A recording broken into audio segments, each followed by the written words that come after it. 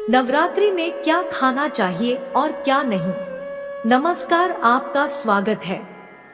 दोस्तों, इस साल मां दुर्गा हाथी पर सवार होकर पृथ्वी लोक में पधारेंगी।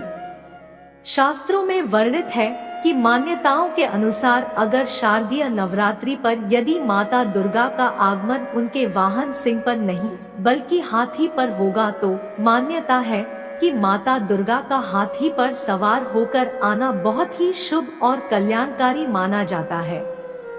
जीवन सुखमय हो जाता है। भक्ति का भरपूर लाभ भक्तजनों को मिलता है। इस बार नवरात्रि पूरे 9 दिनों तक मनाई जाएगी, ना एक भी दिन कम ना ज्यादा। मां शेरोवाली की विशेष रूप से पूजा आराधना की जाएगी। शारदीय नवरात्रि का महापर्व इस बार 2023 में 15 अक्टूबर दिन रविवार से शुरू होकर 23 अक्टूबर सोमवार के दिन समाप्त होंगे। ऐसे में शारदीय नवरात्रि पर माता दुर्गा की कृपा बनी रहेगी। इसके बारे में तो आइए जानते हैं। नवरात्रि में क्या नहीं खाना चाहिए और कौन सा फल खाना आवश्यक है और क्या नहीं पीना चाहिए, आज हम विस्तार से आपको बताएंगे। शास्त्रों के अनुसार बताए गए व्रत चाहे किसी भी प्रकार की क्यों ना हो, उनसे जुड़े पालन का नियम करना अति आवश्यक माना जाता है, क्योंकि जो मन के मुताबिक किया जाए वह संघर्ष नहीं कहलाता। कहा जाता है कि मनोकामना को पूर्ण करने के लिए थोड़ा सा संघर्ष यानी कि तपस्या तो करनी पड़ती है। इसीलिए ऐसी मान्यता है कि व्रत को पूर्ण विधि विधान से किया जाना चाहिए, तब आपको व्रत का पूर्ण लाभ फल मिलता है। आपकी सभी मनोकामना पूर्ण हो जाती है। इसीलिए हर शास्त्र यही कहता है कि सच्चे दिल से अगर आपके मन में ईश्वर के प्रति श्रद्धा हो तो बिन पूजा पाठ के ही सारा फल मिल जाता है, और अगर मन में इस व्रत के प्रति शंका हो तो उस मनुष्य को कई जन्मों तक सुख नहीं मिलता।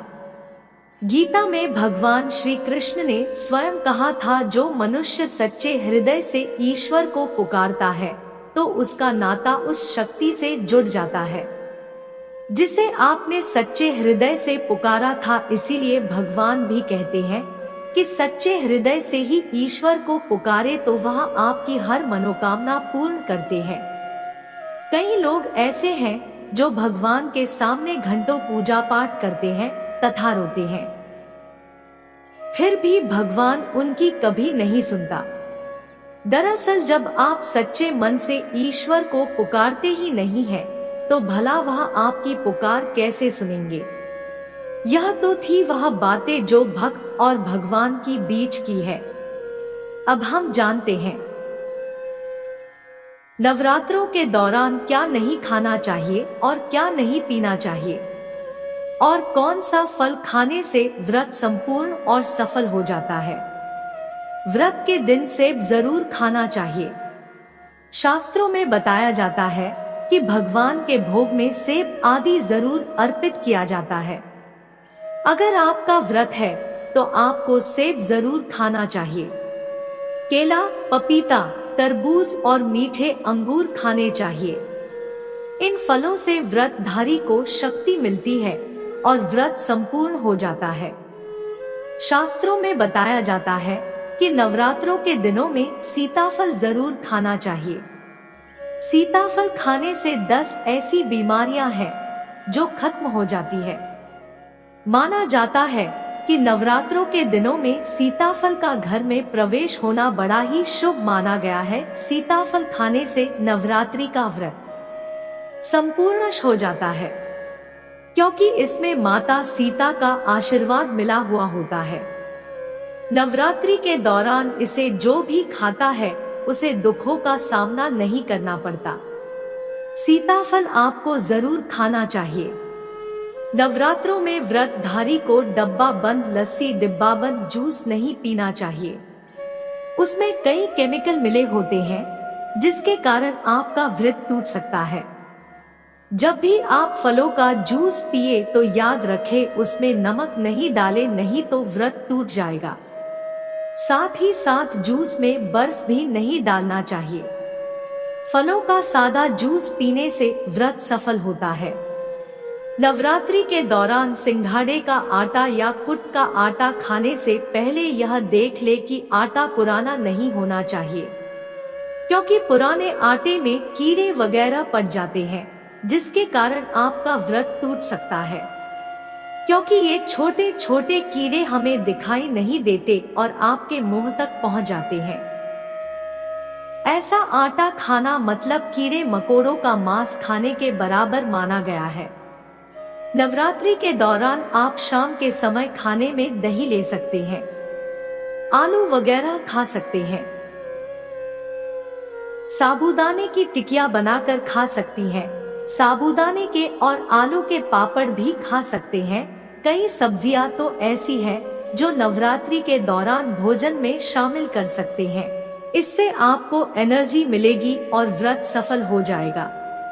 नवरात्रि के दौरान आप दूध पी सकते हैं, जो आपको ताकत देगा। चाय भी पी सकते हैं, लेकिन याद रहे उसमें नमक ना डालें।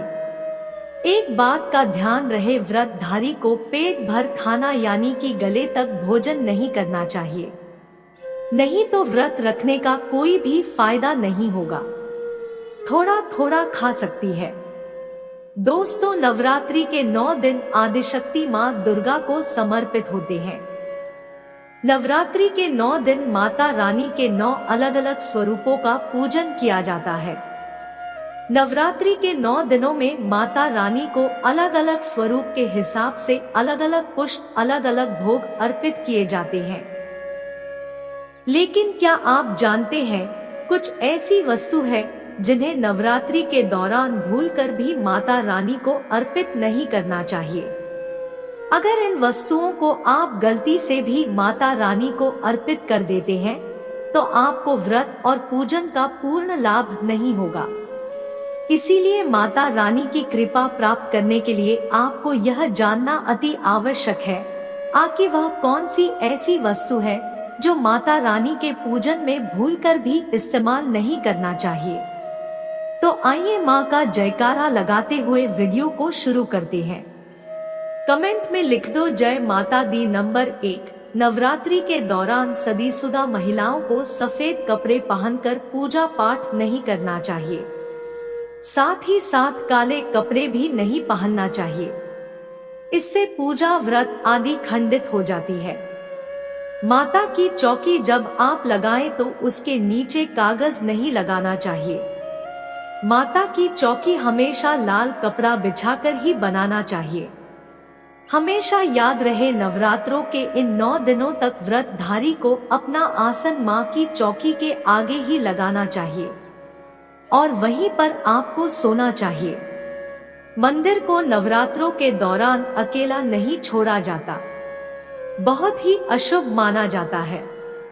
इससे दुर्गा माता नाराज हो जाती है और हमेशा के लिए चली जाती है। नंबर 2, नारियल। हिंदू धर्म में नारियल को समर्पित धन, श्रद्धा और सम्मान का सूचक माना जाता है। नारियल को श्रीफल भी कहा जाता है।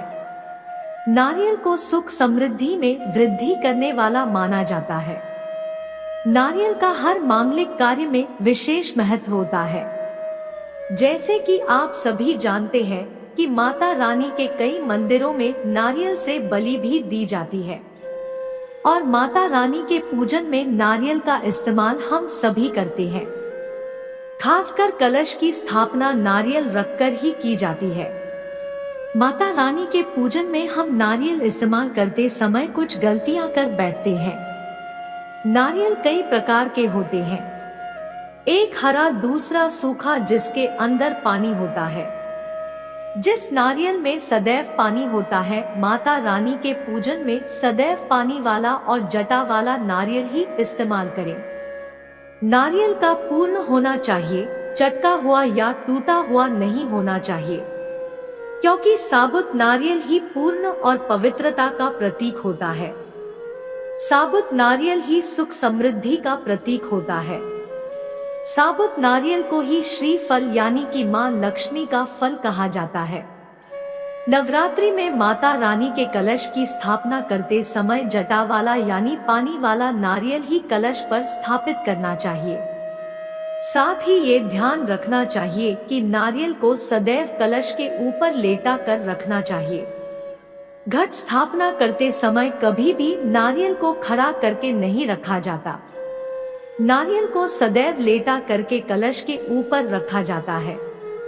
साथ ही नारियल को स्थापित करने से पहले आप नारियल को लाल कपड़े में लपेटकर उस पर और फिर लाल चुनरी उड़ाकर आप नारियल को कलश के ऊपर स्थापित करें। शास्त्रों के अनुसार कलश के ऊपर जब सही तरीके से नारियल रखा जाता है और सही प्रकार का नारियल रखा जाता है, तभी ही पूजन का पूर्ण फल प्राप्त होता है।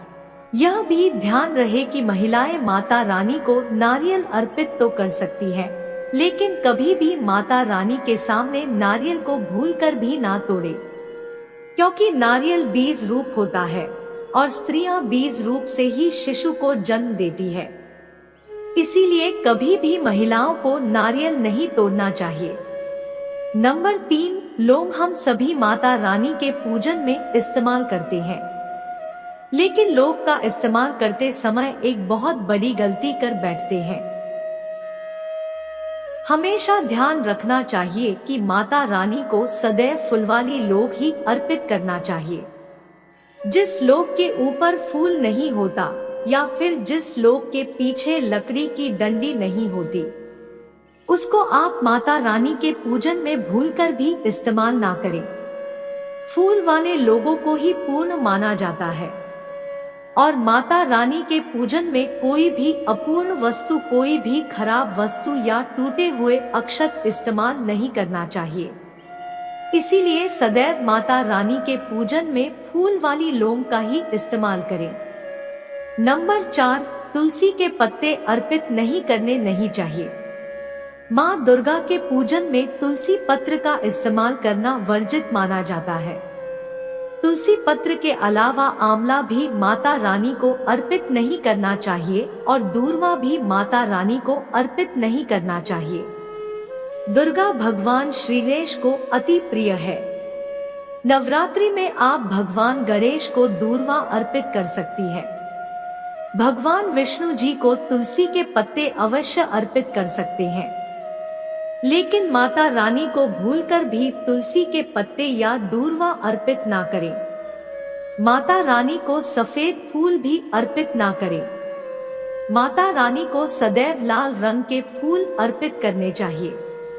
लाल रंग के फूल माता रानी को अति प्रिय है। खासकर माता को गुड़हल और कमल के फूल अति प्रिय है। शास्त्रों में बताया जाता है कि घर में माता रानी की 2 या 3 मूर्तियां या फोटो नहीं होने चाहिए। इस बात का भी आप विशेष ध्यान रखें कि माता रानी के पूजन में कोई भी खंडित चीज इस्तेमाल ना करें। खंडित चीज जैसे कि चटका हुआ या टूटा हुआ दीपक या फिर चटका हुआ कोई बर्तन। साथ ही यह भी ध्यान रहे कि लोहे के और प्लास्टिक के बर्तन आप माता रानी के पूजन में इस्तेमाल ना करें, क्योंकि प्लास्टिक के चाइनीज बर्तन हड्डियों के पाउडर से मिलकर बनते हैं। ऐसे बर्तनों को माता रानी के पूजन से सदैव दूर रखें। माता रानी को जो पुष्प स्थापित कर रही है, उन्हें सूखे नहीं सूखे हुए फूल या फिर मुरझाए हुए फूल माता को अर्पित ना करें। माता रानी जगत दुर्गा आपसे जल्द ही प्रसन्न होंगी और आपके जीवन में आर्थिक समस्याओं का अंत करेंगी। जय माता दी। कमेंट में जय माता दी जरूर लिखिए। ऐसे ही और वीडियो देखने के लिए हमारी वीडियो को लाइक करें। चैनल पर नए हैं तो चैनल को सब्सक्राइब करें और हाँ, नोटिफिकेशन बेल को जरूर दबाएं ताकि अगली अपडेट सबसे पहले आपको मिले। मिलते हैं अगले वीडियो में। अपना ख्याल रखिए और हमेशा मुस्कुराते रहिए। धन्यवाद।